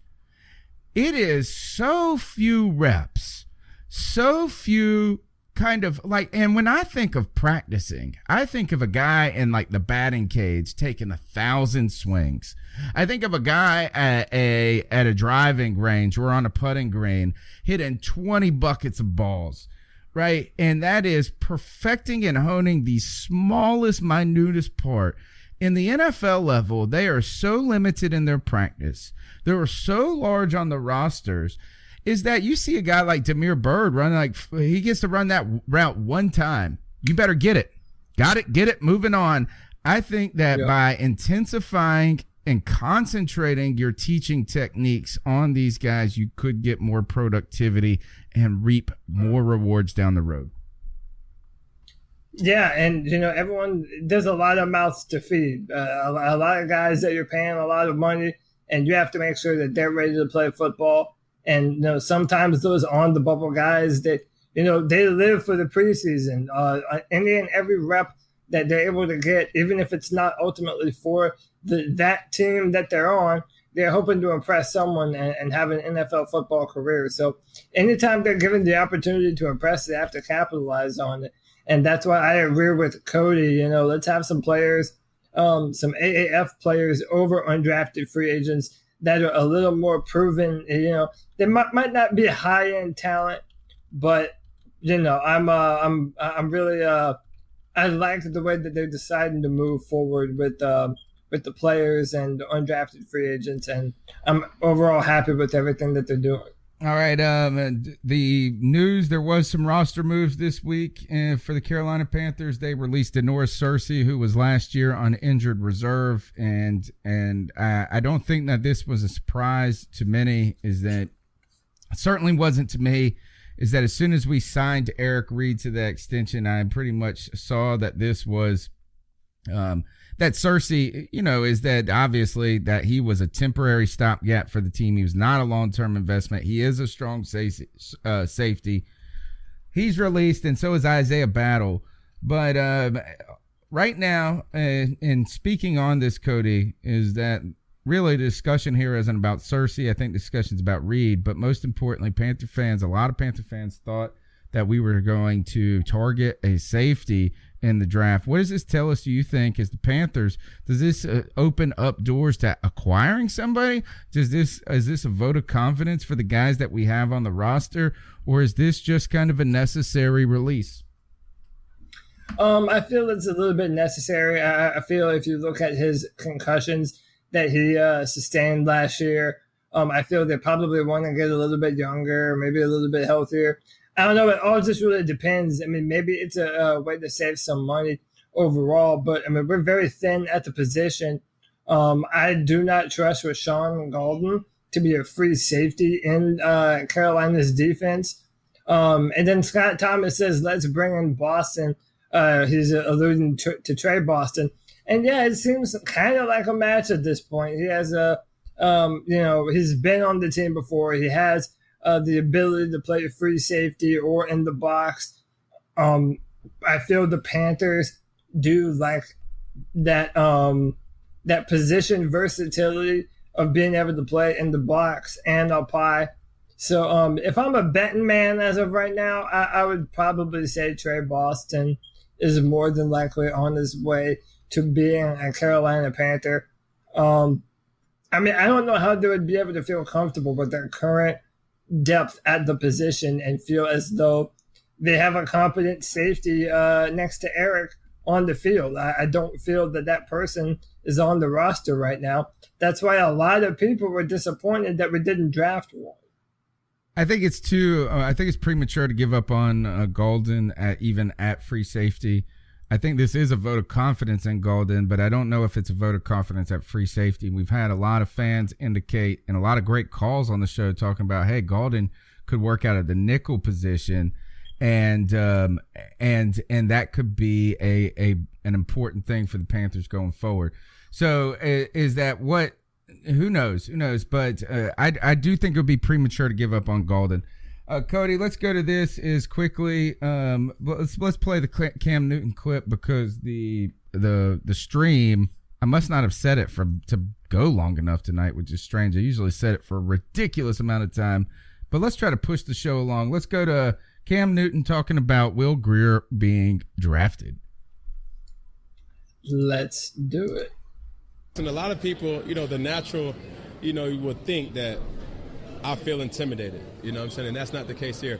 Reached out to Will, actually seeing Will play in high school, with him being in Charlotte. And I'm just excited, like I said, for him to come on a team that I know, he possesses a rare talent. And I'm excited. For me, it's my job to put myself and this team in the best situation and to get everybody ready. And whether that's Will, whether that's Terry, whether that's Elijah, whether that's Christian McCaffrey, it doesn't matter. I want to make sure that I'm my best teammate, my best self for everyone. That's a leader right there. That's who Cam Newton is. And Cam Newton is not afraid of Will Grier. Cam Newton knows what Will Grier was brought in to do. And I tell you what, I don't know about you, Tony, but that does not seem like an individual that's worried about losing his starting job. Yeah, and no one should be, and there is no controversy at all. I don't even think drafting Will Grier really is a signal about Cam Newton's health at this point. I see Cam Newton in a public spotlight where I think that all signs are indicating that his recovery is going well. I think it will be faster than it was the first time. Also, is that I guess here is though you do have to say, well, why did they draft a backup quarterback? And maybe finally you didn't have a solution. You had no solution, and the guys that you had back there you knew weren't solutions. So there is potentially some wisdom in this. Here's Will Grier, who also knows his position on this team on WFNZ. He was on with Wilson and Parcell in the morning. We know that Cam's the starting quarterback for the Panthers, and that's been stated many times. However, as you come into this organization, what is your approach? Do you want to eventually, at some point in the future of your career, be the Panthers starting quarterback?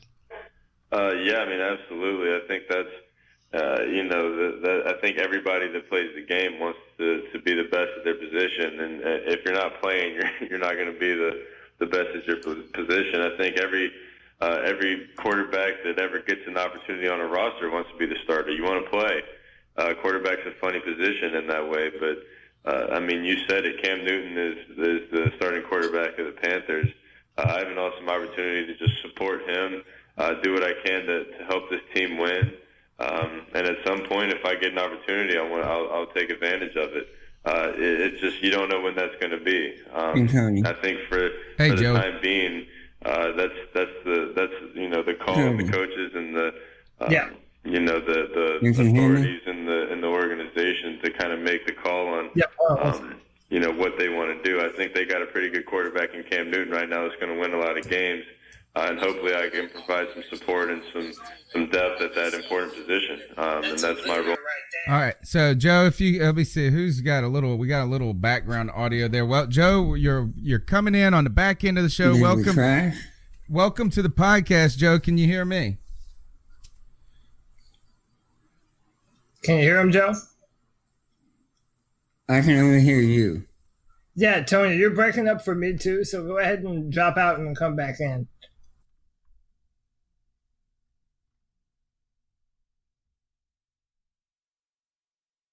Will Greer and how, he's not really worried about the starting job. And, Will Greer has kind of handled it very professionally as well, basically saying he knows his role coming into the franchise, and that he's looking to play a part. And of course, he's a young dude and he wants to start. But what did you think about Cam Newton saying what he said and Will Greer saying the things that he said? Well, first things first, I think it's good that Cam addressed it. Period. Yeah. He did it quickly. He didn't wait to training camp to address it. He came out and said something right away. And I think what I love the most is he was like, bottom line, this is my team. He made sure to put it in those words exactly. This is my team. You're here, but you're the young buck. I'm the established guy, and this is my team. And that's what I like. He made it clear that this is this is mine. And he took possession of it, and this gets me fired up for this coming season, man. Because I think Cam really, really wants to come back in a big way this season. And he knows he has the tools to do it. And Will is a bright kid who, hometown boy, has the talent. He's got the ability. It's just a matter of, figuring out the mental side of things. He might be the type of player too who is best suited for some development, right? Is that exactly. A guy that needs to be trained up? Now, Cody, is my audio any better? Yeah, you're fine now. Yeah. Okay. So I think this is what I expect, guys, and I may have mentioned this on the last show, is when it comes to Will Greer is that I expect, look, he said the right things there, is that he believes in himself, but he also understands that Cam Newton is the guy and he's there to play his part as Will Greer. But I expect this, and I may have said this in the last show, that in a couple with rookie mini camps, we're going to talk about this, is, man, Will Greer picks up things quicker than we expected. Will Greer is more advanced than we expected. Norv Turner and Will Greer are like bread and butter together. And then I expect this is that him to play a lot more in the preseason. I'd love to see him shine in the preseason, guys. And then and then Cam Newton come out, have an MVP season, and all of a sudden that at the end of the year or in week 7, week 8, maybe next year at the beginning of the season, you can trade Will Greer for a second-round pick or maybe a first-round pick or something to that effect, a Jimmy Garoppolo model. Yeah, Exactly. I think that's a perfect description of what the opportunity we have here. We have A, our future quarterback, or B, some potential trade bait. And let's just keep developing them. You know what I mean? We saw last year the effect of not having depth at the position. So we know we have talent, and let's get some experience. And who knows what this guy could end up being for us? It could be a future second-round pick, future first-round pick, third-round pick. Who knows? All right. Yeah, and I'm of the mindset also that, Will Greer, like I said, in my mind, this is a David Tepper move. He wanted a high-end insurance policy. If Cam Newton couldn't go, and we all know that the shoulder, we're all hoping that it turns out okay, but unforeseeable things happen. And, David Tepper wants a return on that investment. He wants someone that's going to be able to pick up the mantle and be able to go. So I'm not mad at the pick. I'm not mad at Will Greer. We have not had a competent backup since Derek Anderson, and I know I was not a fan of Derek Anderson in a lot of ways. He instantly represents not just depth, but good depth. He's the most overrated backup quarterback. Well, I don't know. Is that he had a moment where he was a starter in the NFL. He had a Pro Bowl year with the Browns. So that was what you wanted a backup quarterback to be. But, boy, I felt like he was a little dumb. All right, the other thing is this. Let's go ahead and jump into – man, we've had a fantastic show tonight. We had over 50 people watching at one point. We had a great guest tonight. Joe Riolano even making an appearance at the end of the show. Let's go ahead and jump into Cat Calls, where we feature your calls, where we get to hear what you want us to talk about, because we know you're the expert fans. And I know that my boy G. Cavassier called in tonight. Let's see what's going on the Cat Calls line. The number is 252-228-5098. So what are your thoughts on catcalling? Yeah, it's pretty you shouldn't do that to somebody. And how did that make you feel? Very uncomfortable. So how do you think catcalling makes the person feel? It feels good, like... Who's that cat sitting in the back corner with his face buried in his nose? Who's that kid that can use one?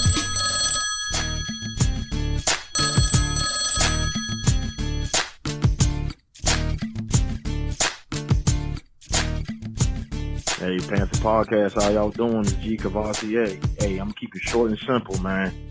I like what I see. Y'all do Christian Miller. His highlights, they look pretty good. Now, my thing is he gonna start at Thomas Davis's spot, or can he switch to Shaq's position? I don't know. Or we just be like a linebacker that we have, or like a Russian defensive end when we switch to a 3-4 on certain plays. Give me your take on that, because to me, the dude has speed, and as Cody says, that dude has bend. You know what I'm saying? So give me you guys' opinions on that and keep pounding. Cody, I'll let you start off. Christian Miller, how's he fit this year? Does he fit at all into the Panthers scheme this season? Listen, man, I said last Tuesday, I believe that we got the steal of the draft. Should Christian Miller be able to be healthy? You're talking about a guy who only had 400 snaps last season, around that number, and still managed 8 sacks and the second most amount of pressures out of any edge rusher in the SEC. So Christian Miller had the potential to be a first, second round type of talent, but injuries really kind of hindered him along the way. So if Christian Miller, is able to remain healthy and stay healthy, I believe he sets a better edge than even Brian Burns does. I've seen him use his hands and back up a 320-pound tackle all the way up into the quarterback. He did it against Greg Little when Alabama played Ole Miss.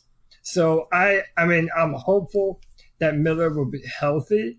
I believe he will make his money as a pass rusher.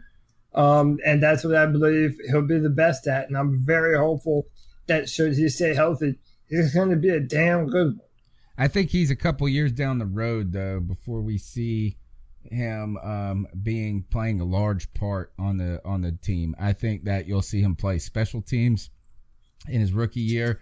I'm just going to say this. I think it's going to be hard with all the guys in front of him, Brian Burns, Bruce Irvin, Marquise Haynes.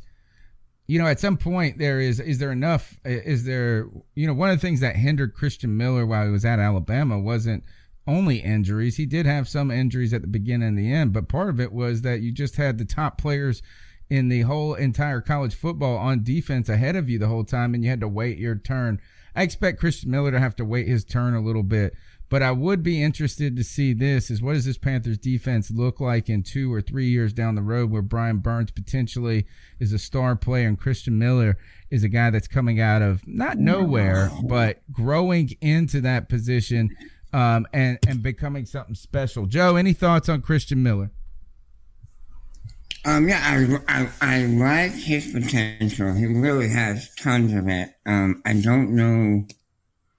Like you said, it'll probably be more likely next year that we'll actually see him making some kind of impact. But yeah, I think it was a great pick for us, just based on what he might be able to do. If he can stay healthy, I think he could really be the pick of the draft if he can stay healthy and play in his potential. Yeah, you've seen 3rd and 4th round players in a couple of years turn into stars. There's nothing to say that he can't be that with the pedigrees coming from his dad, a former NFL player. I think played with the Giants as well as played at University of South Carolina. Used to be on Charlotte radio, I found out, with Mark Packer. And he's the pastor of pain on Twitter. Cody Kelly says, I think he's a rotating edge guy with Irvin, Haynes, and Burns. I agree with that. And also, Cody, we'll end the Christian Miller talk with this, is I don't know if I see him as a linebacker. Maybe he can be. He is adopting those numbers. I mean, I think they released the rookie numbers. All right, Joe. Joe, we're actually going to be closing up. So, Joe, thanks for popping in. We're going to be kind of Xing out of the show. I know you got to walk away. It was great talking to you, even if it was just for a moment. All right, Cody, thoughts on this? Ultimately, if you were going to compare him to the upside of a Deshaun Hall versus Christian Miller, I think that upside's bigger here. And Deshaun Hall he didn't even make it on the roster. Listen, I'm going to go ahead and say a hot take right now, and I genuinely do believe this, and this is all contingent upon Miller staying healthy. If Ron Rivera does the right thing and Miller stays healthy, I believe that he shows himself to be a contributor this year. And I really do mean that when I say that. I think this year his upside is crazy. He is a way better college football player, in my opinion, than Haynes was. I believe he has a better upside than Haynes. I'm really high on Christian Miller, in case you haven't been able to pick up on that yet. The measurables are there, and the product. One of the things that you lacked when you looked at a Deshaun Hall was productivity in college. And this is something that you said something about Gary, is at some point, where does the potential outweigh the productivity? There was real productivity with Christian Miller last year. Yeah, real productivity. I mean, 8 sacks, and you only played 400 snaps. I mean, that's insane. Imagine if he stayed healthy.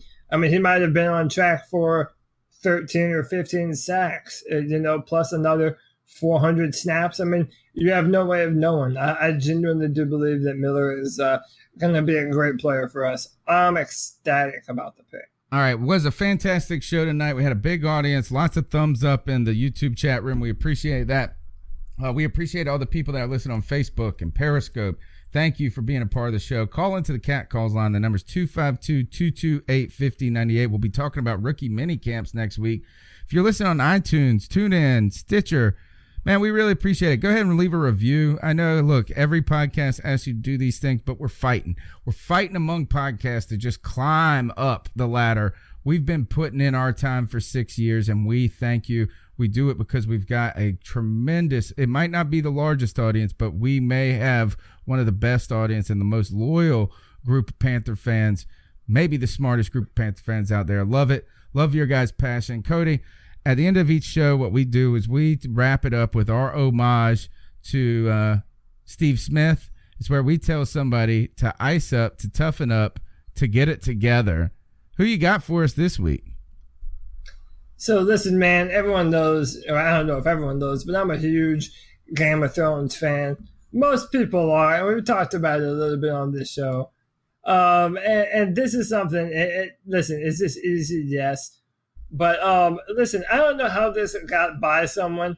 No one in post, no one on the set. The directors even made a cameo on the set during this very scene, and nobody picked it up. Yeah, if you're able to see it, I hope you're able to see it when I pull it up here. Yeah, they left a Starbucks coffee cup on the table in one of the opening scenes of last Sunday's episode of Game of Thrones. And how did nobody see this? How did they? That's an easy fix. You can crop that out. You don't got to reshoot that. On the most expensive television show ever made, they're sinking millions of dollars into this. Nobody notices a Starbucks coffee just sitting there on the table.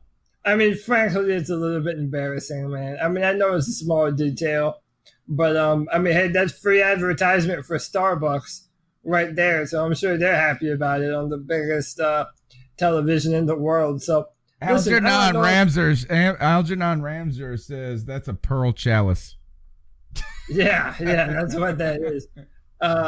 So I don't know if it was an iced latte or not, but I'm gonna ice up. I see what you did there. Yeah, you see, I'm smart.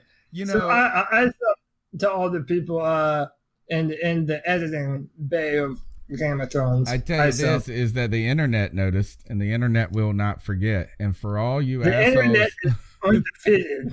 if for all those assholes that made fun of us for all the terrible things we've done on the internet over the last 6 years and trying to figure out how to be a podcast, and you'll get people writing in and they'll be like, I can't believe you guys didn't do better with the lighting or something, and which is fine. I mean, the criticism is at least somebody's watching. At the same time, we're just a bunch of schmuckos trying to figure out how to do it on our own. This is, like you said, the most expensive thing in the whole world. Yeah. Hey, look, it shows you everybody's human. Everything, no matter how many hours you put into something, always a mistake slides by. There's got to be more of these around the internet that we have to uncover. Not us, but you guys. The internet uncovers. All right, my ice up pick this week goes to something mundane. It might not seem like a big deal to you guys, but I generally feel like I'm a good tipper, right? Is that I leave 20% standard for good service. I only leave less than 20% when it's intentionally bad service, right? So, I mean, and a lot of times I over tip for small things. You buy a beer, you leave $1. You buy, you have to, have a $10 ticket and you leave $5 at times, right? So I like to think of myself as a generous person, as somebody who is understanding that people that work in the food service business need tips, and I like to be a guy that is known as more generous than less. But my ice up pick this week goes to the guilt tip. The guilt tip is when you go to a place that doesn't necessarily, that there is no etiquette for a tip at that moment, whether it be a pickup. For instance, I went to a self-pour beer bar this week. It's a new place in Greenville called the Emporium. Go support new local businesses. Emporium is pretty cool. You go up there, you put your little bracelet up there, you pour your own beer. We were all debating this when we were walking out, will there be a tip line, though, when we check out? And there was. And guess what I did? I left a damn tip. Yeah, I got guilt tipped. I tipped a place where I had to serve myself. Now, am I wrong here? Am I wrong for saying the guilt tip is something, and you know what, is that I am that self-conscious that when I look at that girl's eyes or to that person's eyes, when they hand me that ticket and I look at it, if I cross out no tip, I feel so terrible when I shouldn't. So I'm icing up the guilt tip. I want to know, Cody, am I wrong? Do you tip? Is a guilt tip, or am I a penny pinching miser? Tipping is a very Western thing, by the way. So it is. They don't do it in Europe. No, they don't do it in Japan either. In fact, if you tip a waitress or waiter in Japan, it's like an insult to them. So, yeah, I mean, listen, I think if you're at a place like that, I think tipping is probably, you're probably just, I mean, yeah, it's just that, man. It's a guilt trip. But I'm the same way as you are. I normally tip pretty liberally. You know, it must suck to be a server in this industry, but, yeah, I'm on your team, man. You know what's awesome is that might suck being a server in this industry where people don't tip and you deserve a tip, but it must be awesome when you don't need tip, when you shouldn't get tips and you get guilt tipped. That must be an awesome feeling when they make more money. No, so to you guilt tips, I ice you up, and I will continue to be guilted into doing it, I'm sure. I will no longer tip at the self-serve beer. I did it once. That was my donation to y'all, but now I'm serving myself. I'm not tipping that. I'm going to give myself that own tip and get myself another beer. All right, you're listening to C3 Panthers Podcast. My name's Tony Dunn. You can follow me on Twitter at @cat_chronicles. We're on Facebook, YouTube, Periscope, wherever we everywhere. We everywhere. We're like Panther Nation. We are growing, and we're creeping out of the shadows and becoming one of the strongest Panther football fan bases out there. We're growing organically, and our podcast reflects Panther Nation. We've been growing organically, one fan, one like, one supporter week by week, and we appreciate all 50 of you who are in the live chat room tonight, all of you on Facebook, Periscope, and we continue to ask for your support. The support can come in all types of ways. Just simple, telling somebody about the podcast. Simple, participating on the Cat Calls line, 252-228-5098. Being a part of the chat room. Or if you're even really feeling funky, you can be a Patreon donor or just donate to the show so we can continue to do this and keep growing it and invest our energy and time and convince our wives, girlfriends, and our other ones to let us do this ridiculous thing, crazy times at night. Cody, how can they follow you on the internet and talk to you about all types of things? Cody will argue with you over Game of Thrones, Sonic the Hedgehog, politics, but most importantly, football on Twitter. How can they follow you? Yeah, that was a good summation, man. At CODYLAC on Twitter. Yeah, come hit me up, man. Now that we're kind of in the off season, you know, my Twitter is as random as they come, but I'm a lot of things, but friendly is one of those things. And hey, if you want to talk,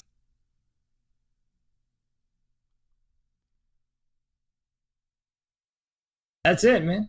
They I must be. So I think they told me I was. They told me I was getting glitchy, so I refreshed. They said I looked like I was on dial-up, so I went and refreshed.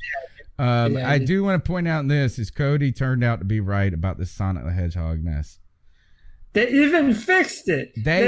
Now here is that it's one thing to say Sonic looks bad, but to say the movie and the storyline looks surprisingly better than I thought it could be. That was my point. But because I didn't think that there was enough storyline when it came to Sonic in the first place to make a damn movie. So I was surprised that they even had any potential to make a movie. But boy, the internet spoke. That's got to be a humbling moment when you make a whole movie. You're like 2 months away from releasing it, and then you've got to redesign the main character. Yeah, everyone's like, hey, this sucks. We don't want to see this shit. And like, fine. Why is Sonic 4.5 feet tall? I mean, yeah, man.